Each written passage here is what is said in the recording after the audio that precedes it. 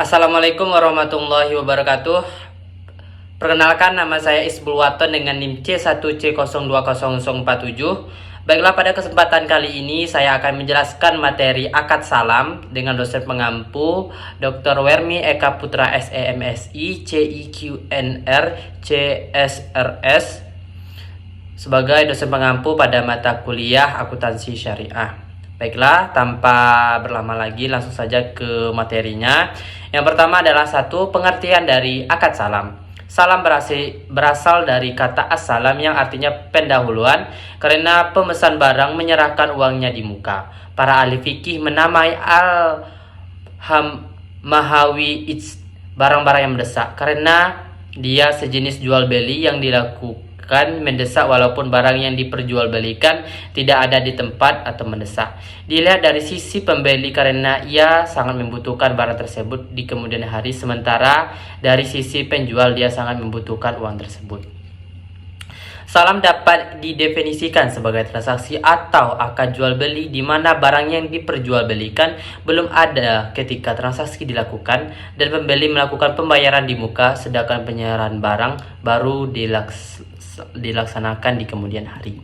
Kemudian selanjutnya menjelaskan pada PSAK 103 mendefinisikan salam sebagai akad jual beli barang pesanan atau muslam fih dengan pengiriman di kemudian hari oleh penjual atau muslam ilahi dan pelunasan dilakukan oleh pembeli atau al-muslam pada saat akad disepakati sesuai dengan syarat tertentu.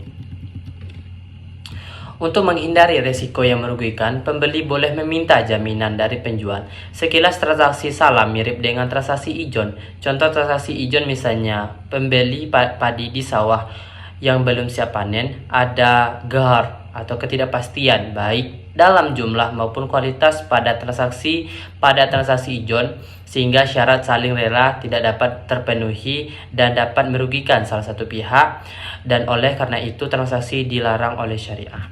Salam tidak sama dengan transaksi ijon, dan karena itu diperbolehkan oleh syariah karena tidak ada gahar walaupun barang baru diserahkan di kemudian hari. Harga spesifik, kualitas, kuantitas, dan waktu penyerahan sudah ditentukan dan disepakati ketika akad terjadi. Salam merupakan di mana amanah pembayaran dilaksanakan terlebih dahulu dan penyerahan barang dilakukan kemudian hari. Tujuan dari penyerahan modal usaha salam adalah sebagai modal kerja sehingga dapat oleh penjual untuk menghasilkan barang atau produksi sehingga dapat memenuhi pesanan. Manfaat transaksi salam bagi penjual adalah agar jaminan perolehan barang dalam jumlah dan kualitas tertentu pada saat ia membutuhkan dengan harga yang disepakati di awal. Kemudian selanjutnya yaitu menjelaskan tentang jenis-jenis akad salam. 1. Salam dibedakan menjadi 2. Yang pertama adalah salam. Salam adalah transaksi jual beli di mana barang yang diperjualbelikan belum ada ketika transaksi dilaksanakan. Pembeli melakukan pembayaran di kemudian, sedangkan penyerahan barang baru dilaksanakan di kemudian hari. Yang kedua adalah salam paralel. Artinya melaksanakan dua transaksi salam, yaitu antara pemesan penjual dan penjual serta antara penjual dan pemasok atau supplier atau pihak ketiga lainnya. Hal ini terjadi ketika penjual tidak memiliki barang pesanan dan memesan kepada pihak lain untuk menyediakan barang pesanan tersebut.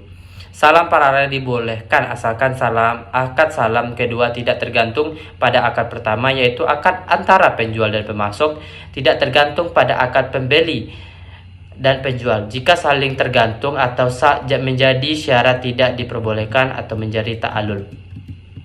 Kemudian adapun dasar syariah terdapat dari dua, yaitu satu dari Al-Quran di mana yang artinya adalah hai orang-orang yang beriman, apabila kamu bermuamalah tidak secara tunai untuk waktu yang ditentukan, hendaklah kamu menuliskan dengan benar. Quran surah Al-Baqarah ayat 282.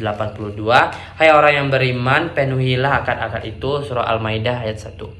Kemudian adapun menurut Al-Hadis dijelaskan adalah barang siapa yang melaksanakan salam hendaknya ia Melakukannya dengan takaran yang jelas dan timbangan yang jelas pula untuk jangka waktu yang telah diketahui hadis riwayat Bukhari Muslim. 3 hal yang di dalamnya terdapat keberkahan yaitu jual beli secara tangguh, mukorobah atau mudorobah, dan mencampur gandum dengan tepung untuk keperluan rumah, bukan untuk dijual, hadis riwayat Ibnu Majah. Kemudian adapun menurut perlakuan akuntansi PSAK 103 terdapat satu adalah A, untuk pembeli, hal-hal yang harus dicatat oleh pembeli dalam melaksanakan transaksi akuntansi. Yang satu adalah pengakuan piutang salam. Piutang salam diakui pada saat modal usaha salam dibayarkan atau dialih kepada penjual. Modal usaha salam disajikan sebagai piutang salam. Yang kedua adalah pengukuran modal salam. Modal salam dalam bentuk kas diukur sebesar jumlah yang dibayarkan. Modal usaha salam dalam bentuk aset non kas diukur sebesar nilai wajar. Selisih antara nilai wajar dan nilai tercatat modal usaha non kas yang diserahkan diakui sebagai keuntungan atau kerugian pada saat penyerahan modal usaha tersebut. Yang ketiga adalah penerimaan barang pesanan. Yang pertama adalah A, jika barang pesanan sesuai dengan akad maka dinilai sesuai dengan nilai yang telah disepakati. Yang ke B adalah jika barang pesanan berbeda kualitasnya. Yang C adalah nilai barang dari barang pesanan yang diterima nilainya sama atau lebih tinggi dari nilai barang pesanan yang tercantum dalam akad, maka barang pesanan yang diterima diukur sesuai dengan nilai akad. Yang keempat adalah denda yang diterima dan diperlakukan oleh pembeli diakui sebagai bagian dana kebajikan. Kemudian denda hanya boleh dikenakan pada penjual yang mampu menyelesaikan kewajibannya tetapi sengaja tidak melaksanakannya. Hal ini tidak berlaku bagi penjual yang mampu menunaikan kewajiban secara factur majeur. Yang kelima adalah penyajian, terdiri dari 3 aspek penting. Yang pertama adalah A, pembeli menyajikan modal usaha salam yang diberikan sebagai piutang salam. Yang B adalah piutang yang harus dilunasi oleh penjual karena tidak dapat memenuhi kewajibannya dalam transaksi salam disajikan secara terpisah dari piutang salam. Yang C adalah persediaan yang diperoleh melalui transaksi salam diukur sesuai sebesar nilai terendah biaya perolehan atau nilai bersih yang dapat direalisasikan atau yang dapat bisa dinyatakan. Kemudian selanjutnya itu menjelaskan tentang pengungkapan besarnya modal usaha salam, baik yang dibayar sendiri maupun yang dibayari secara bersama-sama dengan pihak lain. Yang B adalah jenis dan kualitas barang pesanan. Yang C adalah pengungkapan lain sesuai dengan PSAK nomor 101 tentang penyajian laporan keuangan syariah. Kemudian B yaitu akuntansi untuk penjual. 1. Pengakuan kewajiban salam atau kewajiban salam diakui pada saat penjual menerima modal usaha salam. Modal usaha salam yang diterima disajikan sebagai kewajiban salam. Yang ke B adalah pengukuran kewajiban salam. Jika modal usaha salam dalam bentuk kas diukur sebesar jumlah yang diterima. Kemudian adapun transaksi dari contoh dari akad salam adalah sebagai berikut, yaitu contohnya adalah contoh transaksi ijon. Misalnya pembeli membeli 1 hektar padi. Waktu akad ini terjadi padi belum siap panen dengan harga 15 juta. Apabila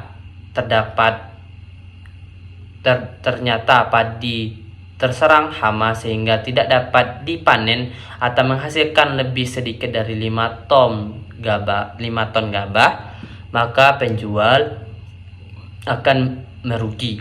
Asumsi harga per kilogram padi gabah sebesar 3.000.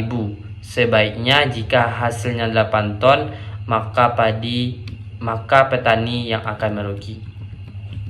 Baiklah, itulah penjelasan tentang akad salam. Jika terdapat kesalahan dalam penyampaian video ini, saya mohon maaf. Dan bagi teman-teman yang belum subscribe atau belum like video ini, mohon di like karena dukungan Anda membantu saya untuk mengupload video. Sekian video dari saya akhiri, wabillahi wal taufiq wal hidayah. Wassalamualaikum warahmatullahi wabarakatuh.